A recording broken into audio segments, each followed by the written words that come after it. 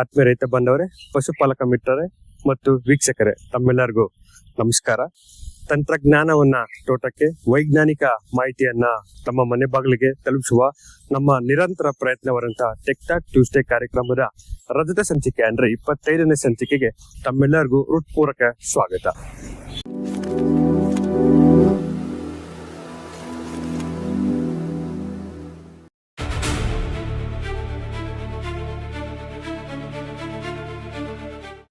ಕಳೆದ 24 ಸಂಚಿಕೆಗಳಲ್ಲಿ ಕೃಷಿ, ತೋಟಗಾರಿಕೆ, ಪಶುಪಾಲನೆ ಹಾಗೂ ಇತರ ತಾಂತ್ರಿಕ ಮಾಹಿತಿಯನ್ನ ತಮ್ಮೊಂದಿಗೆ ಹಂಚಿಕೊಂಡಿದ್ದೇವೆ.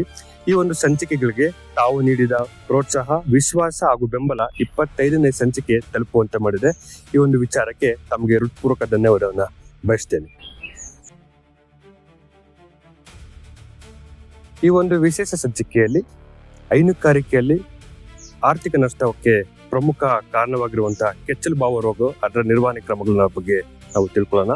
ಇದ್ರ ಬಗ್ಗೆ ತಮಗೆ ಸಂಕ್ಷಿಪ್ತವಾಗಿ ತಿಳಿಸ್ಕೊಟ್ಟಿದ್ದಾರೆ ಡಾಕ್ಟರ್ ಶ್ವೇತಾ. ಇವರು ಜಾನುವಾರು ಸಂಶೋಧನಾ ಕೇಂದ್ರದಲ್ಲಿ ಪಶು ವೈದ್ಯಕೀಯ ಹಾಗೂ ಸಹಾಯಕ ಪ್ರಾಧ್ಯಾಪಕರಾಗಿ ಕಾರ್ಯವನ್ನು ನಿರ್ವಹಿಸ್ತಾ ಇದ್ದಾರೆ.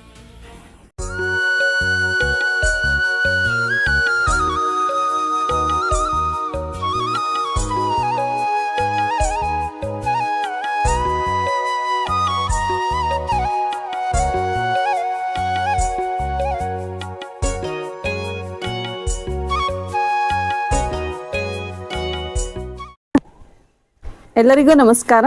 ನಾನು ಡಾಕ್ಟರ್ ಶ್ವೇತಾ, ಪಶುವೈದ್ಯರು, ಜಾನುವಾರು ಸಂಶೋಧನಾ ಮತ್ತು ಮಾಹಿತಿ ಕೇಂದ್ರದಲ್ಲಿ ಸಹಾಯಕ ಪ್ರಾಧ್ಯಾಪಕರಾಗಿ ಕಾರ್ಯನಿರ್ವಹಿಸ್ತಾ ಇದ್ದೀನಿ. ಇಂದು ಟೆಕ್ ಟಾಕ್ ಟ್ಯೂಸ್ಡೇ ಸಂಚಿಕೆಯಲ್ಲಿ ಜಾನುವಾರುಗಳಲ್ಲಿ ಕೆಚ್ಚಲು ಬಾವು ಎಂಬ ರೋಗ ನಿರ್ವಹಣೆ ಬಗ್ಗೆ ತಮಗೆ ಒಂದಿಷ್ಟು ಮಾಹಿತಿ ಕೊಡಲಿಕ್ಕೆ ಇಚ್ಛಿಸ್ತೀನಿ. ಇಂದು ಯಾಕೆ ನಾನು ಕೆಚ್ಚಲು ಬಾವು ಎಂಬ ಟಾಪಿಕ್ ತಗೊಂಡಿದ್ದೀನಿ ಅಂತ ಅಂದರೆ, ನಿಮಗೆ ಗೊತ್ತಿರುತ್ತೆ, ರೈತರು ಪ್ರತಿದಿನ ಒಂದು ಹಳ್ಳಿಯಲ್ಲಿ ತಗೊಂಡ್ರೆ ಒಂದಲ್ಲ ಒಂದು ಮನೆಯಲ್ಲಿ ಒಂದು ಜಾನುವಾರು ಅಥವಾ 2 ಜಾನುವಾರುಗಳಲ್ಲಿ ಸಾಧಾರಣವಾಗಿ ಕೆಚ್ಚಲು ಬಾವು ಕಾಡುವಂತಹ ಕಾಯಿಲೆ ಆಗಿದೆ. ಇದರಿಂದ ರೈತರಿಗೆ ಸಾಕಷ್ಟು ನಷ್ಟ ಉಂಟಾಗ್ತಾ ಇದೆ. ಇದನ್ನು ತಡೆಗಟ್ಟೋ ಸಲುವಾಗಿ ನಾನು ಕೆಚ್ಚಲು ಬಾವಿನ ಬಗ್ಗೆ ಮಾಹಿತಿ ನೀಡಲಿಕ್ಕೆ ಇಚ್ಛೆ ಪಡ್ತೀನಿ.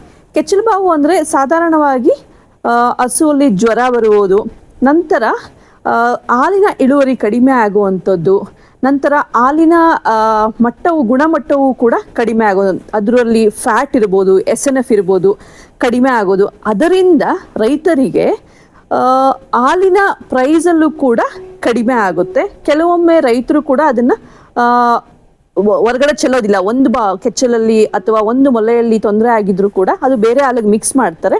ನಂತರ ಪೂರ್ತಿ ಪ್ರಮಾಣದ ಹಾಲನ್ನು ಹೊರಗಡೆ ಚೆಲ್ಲಬೇಕಾಗುತ್ತೆ. ಅದಕ್ಕೋಸ್ಕರ ನಾನು ಈ ದಿನ ಕೆಚ್ಚಲು ಬಾವು ಬಗ್ಗೆ ಮಾತಾಡಲಿಕ್ಕೆ ಇಚ್ಛೆ ಪಡ್ತೀನಿ. ಸೊ ಕೆಚ್ಚಲು ಬಾವು ಯಾವಾಗ ಬರುತ್ತೆ, ಯಾವ ಟೈಮಲ್ಲಿ ಬರುತ್ತೆ ಅನ್ನೋದಕ್ಕಿಂತ ಇಂಪಾರ್ಟೆಂಟ್ ಆಗಿ ಯಾವ ಜಾನುವಾರುಗಳಲ್ಲಿ ಬರುತ್ತೆ, ಅದರಲ್ಲಿ ನಮ್ಮ ಮಿಶ್ರತಳಿ ರಾಸುಗಳಾದಂಥ HF ಮತ್ತು ಜರ್ಸಿಯಲ್ಲಿ ಜಾಸ್ತಿ ಕಾಣುತ್ತೆ. ನಂತರ ನಮ್ಮ ಇಂಡಿಜಿನಸ್ ಅನಿಮಲ್ಸ್ ಅಂತ ಹೇಳ್ಬೋದು, ನಮ್ಮ ನಾಟಿ ಹಸುಗಳು, ಅವುಗಳಲ್ಲಿ ತುಂಬ ಕಡಿಮೆ ಇರುತ್ತೆ. ಅಮೃತ್ಮಲ್, ಹಳ್ಳಿಕಾರ್ ಇವೆಲ್ಲ ನಿಮ್ಗೆ ಗೊತ್ತಿದೆ. ಅವೆಲ್ಲ ಉಳುಮೆ ಮಾಡಲಿಕ್ಕೆ ನಾವು ಯಥೇಚ್ಛವಾಗಿ ಬಳಸೋದ್ರಿಂದ ಅಂಥ ಹಸುಗಳಲ್ಲಿ, ನಾಟಿ ಹಸುಗಳಲ್ಲಿ ತುಂಬ ಕಡಿಮೆ ಈ ಕಾಯಿಲೆಯನ್ನು ನೋಡ್ತೀವಿ. ಆದರೆ ಮಿಶ್ರತಳಿ ಹಸುಗಳಾದ HF ಮತ್ತು ಜರ್ಸಿ ರಾಸುಗಳಲ್ಲಿ ಇದು ಹೆಚ್ಚಾಗಿ ನಾವು ನೋಡುವಂಥ ಕಾಯಿಲೆ. ಈ ಕಾಯಿಲೆಯನ್ನು ರೋಗಗಳು ಅಥವಾ ಏನಂತ ಹೇಳ್ಬೋದು ಅಂತ ಅಂದರೆ, ರೋಗ ಲಕ್ಷಣಗಳು ಯಾವ ಥರ ಇರುತ್ತೆ ಅಂತ ತಿಳ್ಕೊಳ್ಳೋಣ. ಸಾಮಾನ್ಯವಾಗಿ ಈ ಕಾಯಿಲೆ ಬೇಸಿಗೆಗಾಲದಲ್ಲಿ ಬರ್ಬೋದು, ಮಳೆಗಾಲದಲ್ಲಿ ಬರ್ಬೋದು, ಚಳಿಗಾಲದಲ್ಲೂ ಬರ್ಬೋದು. ಬೇಸಿಗೆಯಲ್ಲಿ ಕೆಲವೊಂದು ಬ್ಯಾಕ್ಟೀರಿಯಾಯಿಂದ ಬರುತ್ತೆ, ಮಳೆಗಾಲದಲ್ಲಿ ಮತ್ತೊಂದು ಬ್ಯಾಕ್ಟೀರಿಯಾಯಿಂದ ಬರುತ್ತೆ. ಪ್ರಮುಖ ಕಾರಣ ಈ ಕಾಯಿಲೆ ಬರಲಿಕ್ಕೆ ಸ್ವಚ್ಛತೆ, ರೈತರು ನಿರ್ವಹಣೆ ಮಾಡುವಂಥದ್ದು, ಜಾನುವಾರುಗಳ ಮನೆಗಳಲ್ಲಿರಬಹುದು, ಹಾಲು ಕರಿಯ ಪದ್ಧತಿಯಲ್ಲಿರಬಹುದು. ಇದರಿಂದ ಏನಾದರೂ ಕೆಲವೊಂದು ಚೇಂಜಸ್ ಆದಾಗ, ಇವನ್ ಆಹಾರದಲ್ಲೂ ಕೂಡ ಚೇಂಜಸ್ ಆದಾಗ ಈ ಕಾಯಿಲೆ ಸಾಮಾನ್ಯವಾಗಿ ಬರುತ್ತೆ. ಈಗ ರೋಗ ಲಕ್ಷಣಗಳ ಬಗ್ಗೆ ತಿಳಿದುಕೋಬೇಕು ಅಂತ ಅಂದರೆ, ಸಾಮಾನ್ಯವಾಗಿ ಈ ಕಾಯಿಲೆಯನ್ನು ಅಥವಾ ಕೆಚ್ಚಲು ಬಾವು ಸಾಮಾನ್ಯವಾಗಿ 4ರಿಂದ 8 ವಾರ ಜಾನುವಾರು ಕರು ಹಾಕಿ 4ರಿಂದ 8 ವಾರದ ಸಮಯದಲ್ಲಿ ಹೆಚ್ಚಾಗಿ ಬರುವಂಥದ್ದು. ಯಾಕೆ ಅಂದರೆ ಆ ಸಮಯದಲ್ಲಿ ಹಾಲಿನ ಪ್ರಮಾಣವು ತುಂಬ ಹೆಚ್ಚಾಗಿ ಬರ್ತಾ ಇರುತ್ತೆ. ಸೊ ಆ ಸಮಯದಲ್ಲಿ ರೈತರು ಸ್ವಲ್ಪ ನಿರ್ವಹಣೆ ಬಗ್ಗೆ ಲಕ್ಷ್ಯ ಕೊಡಲಿಲ್ಲ ಅಂತ ಅಂದರೆ ಇದು ಕಟ್ಟಿಟ್ಟ ಬುತ್ತಿ, ಈ ಕಾಯಿಲೆ ಕಟ್ಟಿಟ್ಟ ಬುತ್ತಿ ಅಂತಲೇ ಹೇಳ್ಬೋದು. ಯಾಕೆ ಅಂತ ಅಂದರೆ ಹಾಲು ಕರೆದ ನಂತರ ಅದರನ್ನು ಕೆಚ್ಚಲನ್ನು ಮೊಲೆನ ನೀಟಾಗಿ ತೊಳೆಯದೇ ಇರುವಂಥದ್ದು, ನಂತರ ಹಸು ಹಾಲು ಕರೆದ ನಂತರ ಕೊಟ್ಟಿಗೆ ಗಲೀಜಾಗಿರುತ್ತೆ, ಕಸ ಗುಡಿಸಿರೋದಿಲ್ಲ, ಅಲ್ಲಿ ಮಲ್ಕೊಂಡ್ಬಿಡುತ್ತೆ. ಆಗ ಆ ಸಮಯದಲ್ಲಿ ಹಾಲು ಕರೆದ ನಂತರ ಏನಾಗಿರುತ್ತೆ, ಮೊಲೆಗಳ ರಂಧ್ರಗಳು ಅದು ಕಾಲುವೆಯಂತೆ ಓಪನ್ ಆಗಿರುತ್ತೆ. ಸೊ ಹಾಗಾಗಿ ಮೈಕ್ರೋ ಆರ್ಗ್ಯಾನಿಸಮ್ಸು ಈಸಿಯಾಗಿ ಎಂಟ್ರಿ ಆಗುತ್ತೆ. ಸೊ ಇದು ಕೂಡ ಒಂದು ರೀಸನ್. ನಂತರ ಹಾಲು ಕರೆಯೋದಕ್ಕಿಂತ ಮುಂಚೆ ಯಾವಾಗಲೂ ರೈತರು ನೆನ್ಪಿಡ್ಬೇಕಾಗಿರೋದು ಏನು ಅಂತಂದ್ರೆ ಹಸುನ ತೊಳೆದಿರಬೇಕು.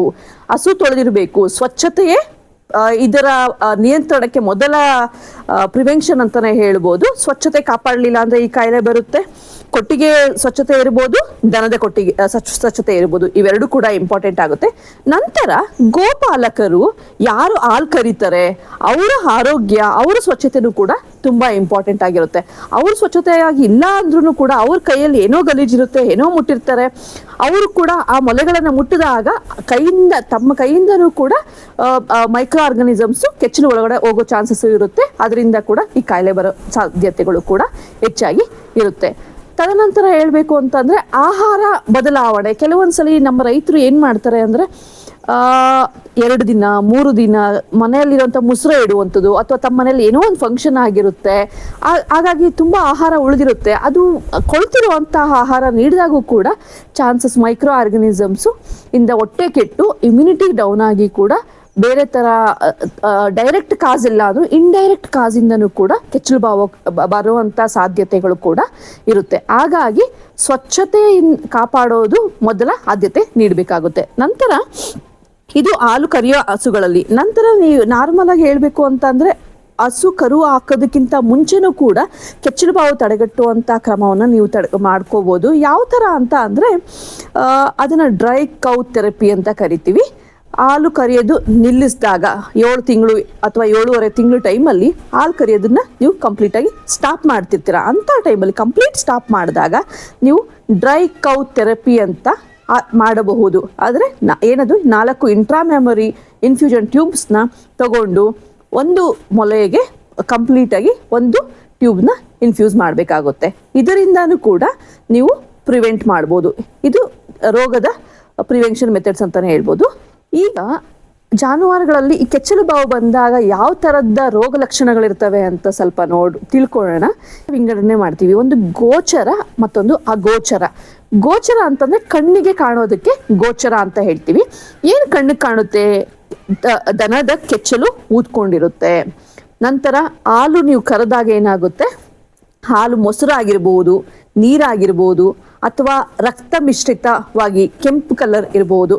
ಇದೆಲ್ಲವೂ ಒಂದು ನಿಮಗೆ ಕಾಣುವಂತಹ ಗೋಚರ ಕೆಚ್ಚಲು ಬಾವು ಅಂತ ಹೇಳ್ಬೋದು. ನಂತರ ಬದಲಾವಣೆ ಕೂಡ ನೋಡ್ಬೋದು ದನಗಳಲ್ಲಿ. ಯಾವ ಥರ ಬದಲಾವಣೆ ಅಂತ ಅಂದರೆ ವಿಪರೀತ ಜ್ವರ ಆಗಿರೋದು, ಹಸು ಮಲ್ಕೊಂಡೇ ಇರುತ್ತೆ, ನಂತರ ಮೇವು ತಿನ್ನೋದಿಲ್ಲ, ಹಾಲಿನ ಇಳುವರಿ ಕಡಿಮೆ ಆಗಿರುತ್ತೆ. ನೀವು ಕೆಚ್ಚಲು ಮುಟ್ಲಿಕ್ಕೆ ಹೋದಾಗ ಪೇಯ್ನ್ ಅಂದರೆ ಸ್ವೆಲ್ಲಿಂಗ್ ಆಗಿರೋದ್ರಿಂದ ಅಥವಾ ಊತ ಬಂದಿರೋದ್ರಿಂದ ಪೇಯ್ನ್ ಆಗ್ತಾ ಇರುತ್ತೆ. ಆಗ ಮುಟ್ಲಿಕ್ಕೆ ಹೋದಾಗ ಒದಿಲಿಕ್ಕೆ ಬರೋದು. ಇವೆಲ್ಲವೂ ನಿಮಗೆ ಗೋಚರ ಕೆಚ್ಚಲು ಬಾವು ಲಕ್ಷಣಗಳು ಅಂತ ಹೇಳ್ಬೋದು. ಅಗೋಚರ ಕೆಚ್ಚಲು ಬಾವು ಲಕ್ಷಣಗಳು ಹೇಳಬೇಕು ಅಂತಂದ್ರೆ, ಅಗೋಚರ ಅಂದ್ರೆ ಏನು ಹೆಸರು ಹೇಳಿದ ಹಾಗೇನೆ ಅಗೋಚರ ಅಂದ್ರೆ ಕಣ್ಣಿಗೆ ಕಾಣುವುದಿಲ್ಲ, ಆದರೆ ಒಳಗಡೆ ಸ್ವಲ್ಪ ಮೈಕ್ರೋಬ್ಸ್ ಇರೋದ್ರಿಂದ ಇನ್ಫೆಕ್ಷನ್ ಆಗಿರುತ್ತೆ. ಅದು ಯಾವ ಥರ ನಮ್ಗೆ ಗೊತ್ತಾಗುತ್ತೆ ಅಂತ ಅಂದರೆ, ನೀವು ಫ್ಯಾಟ್ ಮತ್ತು SNF ನೀವು ಡೈರಿಗೆ ಹಾಲು ತಗೊಂಡು ಹೋದಾಗ ಫ್ಯಾಟ್ ಮತ್ತು SNF ಕಡಿಮೆ ಆಗಿದೆ ಅಂತ ಹೇಳ್ತಾ ಇರ್ತಾರೆ. ಅಂಥ ಟೈಮಲ್ಲಿ ನೀವು ಇದನ್ನ ಹೇಳ್ಬೋದು, ಏನೋ ತೊಂದರೆ ಆಗಿರ್ಬೋದು, ಹಸುಗೆ ಹೀಟ್ ಆಗಿರ್ಬೋದು, ಏನೋ ಹೇಳ್ತಿರ್ತೀರ. ಅದು ಕೂಡ ಒಂದು ಕಡಿಮೆ SNF ಮತ್ತು ಫ್ಯಾಟ್ ಕಡಿಮೆ ಆಗೋದು ಒಂದು ಲಕ್ಷಣ.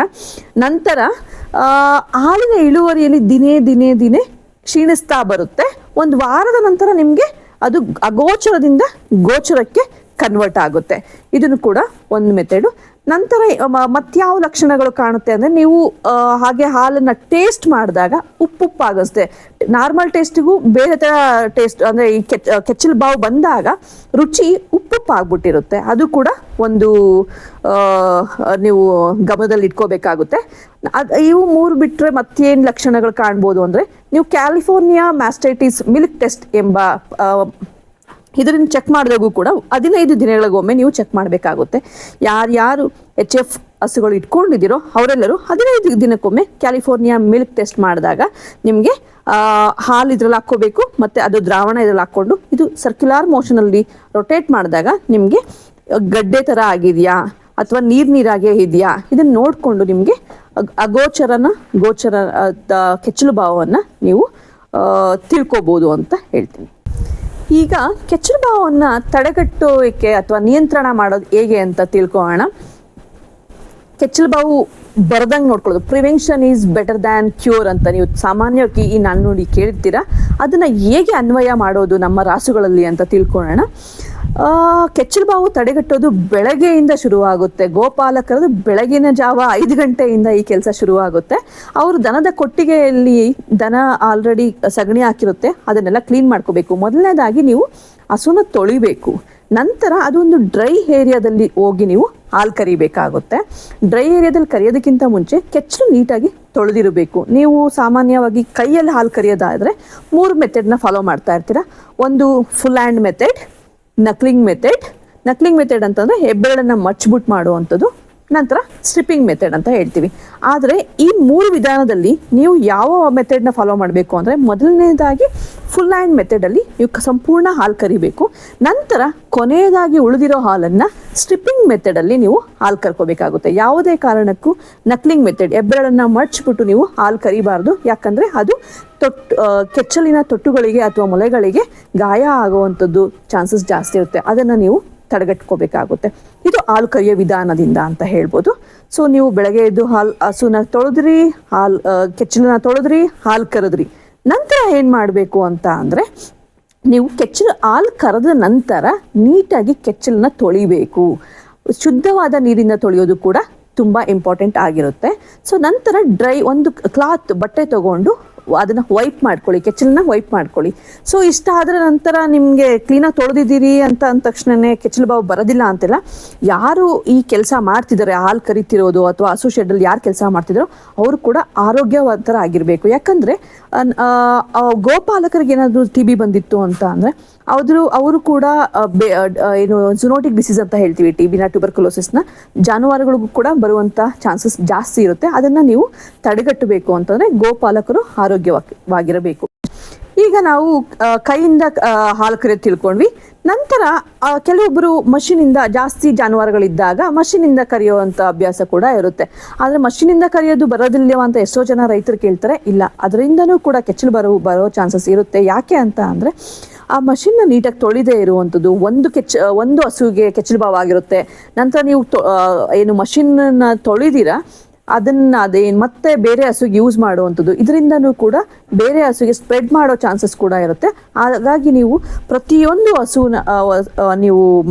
ಪ್ರತಿಯೊಂದು ಹಸುವಲ್ಲಿ ಹಾಲು ಕರೆದ ನಂತರ ಆ ಟೀಟ್ ಏನು ಇನ್ಸರ್ಟ್ ಮಾಡ್ತಿರಲ್ಲ ಅದನ್ನು ನೀವು ಬಿಸಿ ನೀರಲ್ಲಿ ಅಥವಾ ಆ್ಯಂಟಿಸೆಪ್ಟಿಕ್ ರಿಯೇಜೆಂಟ್ಸ್ನ ಯೂಸ್ ಮಾಡಿ ನೀವು ಅದನ್ನು ವಾಶ್ ಮಾಡಿಕೊಂಡು ನಂತರ ಬೇರೆ ಹಸುಗಳಿಗೆ ಹಾಕಿ ಕರಿಬೇಕಾಗುತ್ತೆ. ಇದು ಒಂದು ಮೆಥಡ್ ಅಂತ ಹೇಳ್ಬೋದು. ಸೊ ಹಾಲು ಕರೆದಿದ್ದಾಯಿತು. ಹಾಲು ಕರೆದ ನಂತರ ನೀವೇನು ಮಾಡಬೇಕು, ಹಸುನ ಮಲಗೊಳ್ಳೋದಕ್ಕೆ ಬಿಡಬಾರ್ದು. ಯಾಕೆ ಅಂತ ಅಂದರೆ ಅದು ರಂಧ್ರಗಳು ಆಲ್ರೆಡಿ ಓಪನ್ ಆಗಿರುತ್ತೆ. ಮಲ್ಕೊಂಡಿದೆ ಅಂದರೆ ಮಣ್ಣಲ್ಲಿರುವಂಥದ್ದು ಅಥವಾ ಕೆಳಗಡೆ ನೆಲದಲ್ಲಿ ಏನೋ ಒಂದು ಮೈಕ್ರೋಬ್ಸ್ ಇರುವಂಥದ್ದು ಅದು ಈಸಿಯಾಗಿ ಹೋಗೋ ಚಾನ್ಸಸ್ ಇರುತ್ತೆ. ಅದನ್ನು ಕೂಡ ಪ್ರಿವೆಂಟ್ ಮಾಡಬೇಕು. ಯಾವ ಥರ ಸಾಧ್ಯ? ಹಸು ಮಲ್ಕೋಬೇಡ ನಿಂತ್ಕೊಂಡಿರೋ ಅಂತ ಹೇಳಿದ್ರೆ ಇರುತ್ತಾ? ಚಾನ್ಸ್ ಇಲ್ಲ. ಸೊ ನೀವು ಏನು ಮಾಡಬೇಕಾಗುತ್ತೆ ಅಂತ ಅಂದರೆ ಹಸುನ ಬೆಳಗ್ಗೆ ತೊಳಿಬೇಕು ಅಂತ ಹೇಳಿದೆ, ಮೇವು ನೀಡಿ ಅಂತ ಹೇಳಲಿಲ್ಲ. ಸೊ ನೀವು ಫಸ್ಟ್ ಏನು ಕಾನ್ಸಂಟ್ರೇಟ್ ಫೀಡ್ ಕೊಟ್ಟಿರ್ತೀರ ಬೆಳಗ್ಗೆ ತೊಳೆದ ನಂತರ, ಹಾಲು ಕರೆದಿದ್ದೀರಾ. ಈಗ ನೀವು ಡ್ರೈ ಫಾರ್ಡರು ಅಥವಾ ಗ್ರೀನ್ ಫಾರ್ಡರು ಯಾವುದಿದೆ, ಹಸಿ ಮೇವಿರ್ಬೋದು, ಒಣ ಮೇವಿರ್ಬೋದು, ಯಾವುದಾದ್ರೂ ಆಗಲಿ ಅರ್ಧ ಗಂಟೆ ನೀವು ಹಸು ನಿಂತ್ಕೊಂಡಿರ್ಬೇಕು ಅಂತಂದರೆ ಹಸುಗೆ ಹಾಲು ಕರೆದ ನಂತರ ಮೇವು ಕೊಡಲೇಬೇಕಾಗುತ್ತೆ. ಸೊ ಆಗ ಹಸು ನಿಂತ್ಕೊಂಡಿರುತ್ತೆ, ರಂಧ್ರಗಳು ಕೂಡ ಮುಚ್ಚಿರ್ತವೆ. ಸೊ ಇದು ಕೂಡ ಒನ್ ಮೆಥಡ್ ಆಫ್ ಪ್ರಿವೆನ್ಷನ್ ಅಂತ ಹೇಳ್ಬೋದು. ಸೊ ಇದು ಏನು ಸ್ವಚ್ಛವಾಗಿ ಇಟ್ಕೊಳ್ಳುವಂಥದ್ದು ಅಂತ ಹೇಳ್ಬೋದು. ಸಾಮಾನ್ಯವಾಗಿ ನಾವು 7 ತಿಂಗಳು ಅಥವಾ 8 ತಿಂಗಳು ಆಗ್ತಿದ್ದಂಗೆ ಪ್ರೆಗ್ನೆಂಟ್ ಅನಿಮಲ್ಸ್ ಅಥವಾ ಗರ್ಭ ಧರಿಸಿರೋ ರಾಸುಗಳು ಹಾಲು ಕರೆಯೋದು ನಿಲ್ಲಿಸ್ತೀವಿ. ಆ ಸಮಯಕ್ಕೆ ನಾವು ಡ್ರೈ ಅನಿಮಲ್ಸ್ ಅಂತ ಹೇಳ್ತೀವಿ. ಆ ಸಮಯದಲ್ಲಿ ನೀವು ಒಂದು ಪ್ರಿವೆನ್ಷನ್ ಮಾಡ್ಕೋಬೋದು. ಏನು ಅಂತ ಅಂದರೆ ಡ್ರೈ ಕೌ ಥೆರಪಿ ಅಂತ ಹೇಳ್ತೀವಿ.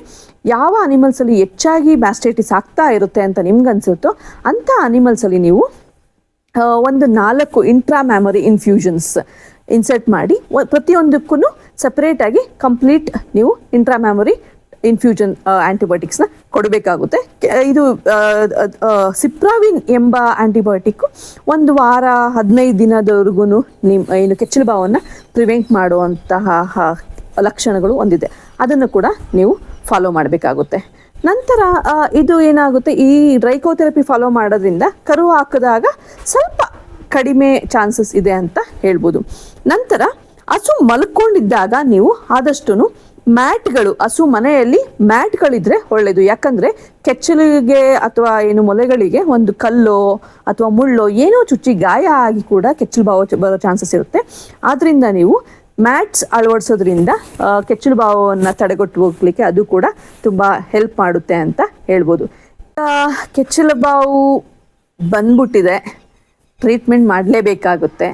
ಸೊ ನೀವು ತಡ ಮಾಡೋ ಆಗಿಲ್ಲ. ಕೆಚ್ಚಲು ಬಾವು ಬಂದಿದೆ ಅಂತ ನಿಮಗೆ ಬೆಳಗ್ಗೆ ಗೊತ್ತಾಗಿದೆ, ಹಾಲು ಕರೆಯೋ ಟೈಮಲ್ಲಿ ಗೊತ್ತಾಗಿದೆ ಅಂತ ಅಂದರೆ ಇಮಿಡಿಯೇಟಾಗಿ ನೀವು ಹತ್ತಿರದ ಪಶು ವೈದ್ಯರನ್ನು ಸಂಪರ್ಕಿಸಿ ಅದಕ್ಕೆ ಸೂಕ್ತ ಚಿಕಿತ್ಸೆಯನ್ನು ನೀಡಬೇಕಾಗುತ್ತೆ.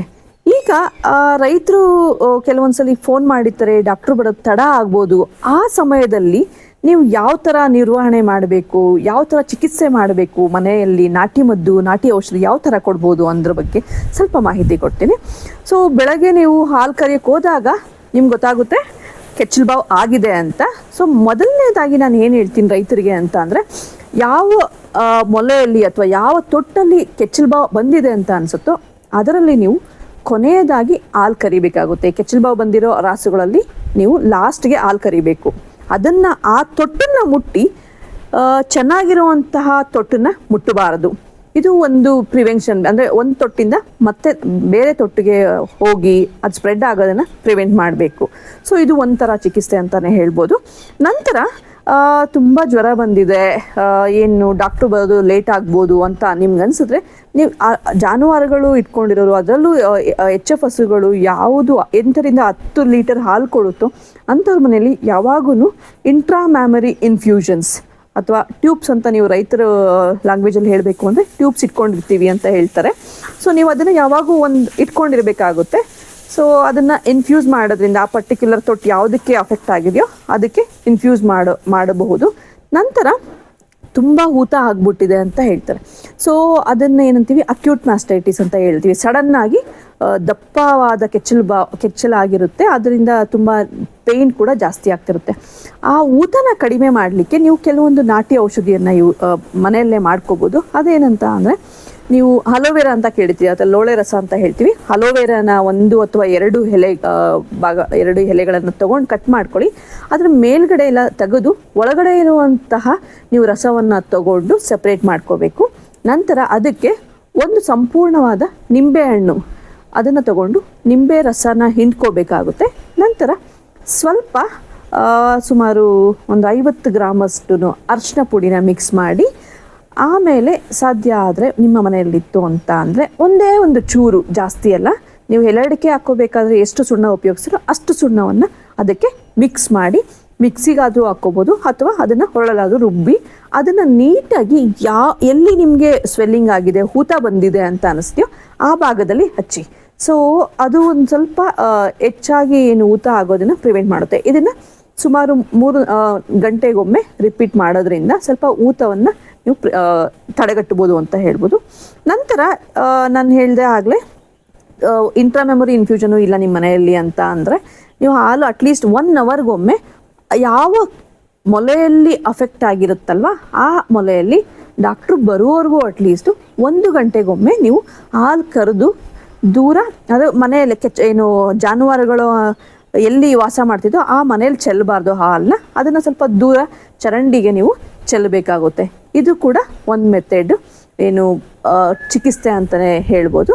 ನಂತರ ಕೆಲವೊಂದ್ಸಲಿ ಏನಾಗುತ್ತೆ, ಕೆಚ್ಚಲು ಬಾವು ವಿವಿಧ ಬ್ಯಾಕ್ಟೀರಿಯಾ, ವಿವಿಧ ಏನು ಮೈಕ್ರೋ ಆರ್ಗನಿಸಮ್ಸ್ ಇಂದ ಬರ್ತಾ ಇರುತ್ತೆ.